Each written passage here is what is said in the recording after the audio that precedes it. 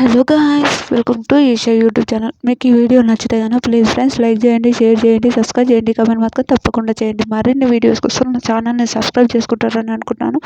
Please friends నచ్చితే కనుక subscribe చేసుకోండి.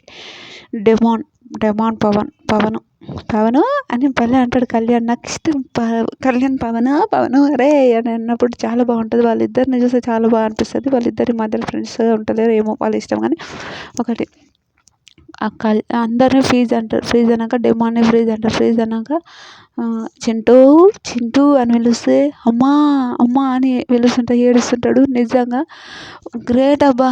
ఇప్పుడు కూడా వాళ్ళు ఒక రెంట్ హౌస్లో ఉంటున్నారు. ఇంకా సొంత ఇల్లు లేదు, ఏం లేదు.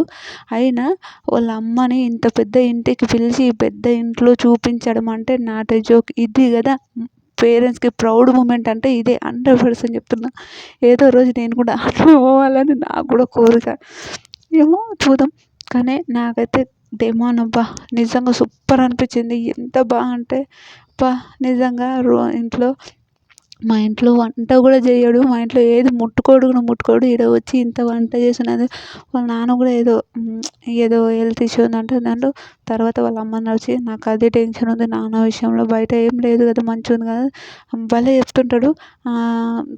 సరే రీతు గురించి కూడా చాలా బాగా చెప్తాడు. వాళ్ళ అమ్మ అంతా ఏం పట్టించుకోరు, ఒక్క మాట కూడా అనదు. నిజంగా సూపర్ అమ్మ అయితే సూపర్.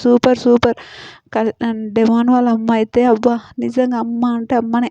అంత బాగుంది. కాలు మొక్కుతాడు. నిజంగా ఢిల్లీకి రాజైనా తల్లికైతే కొడుకే కదా, ఎప్పటికీ చిన్నోడే కదా. అట్లనే అనిపించింది నాకైతే. అబ్బా ఎంత ప్యూర్గా నవ్వడం అట్లాంటిది అయితే నాకు సూపర్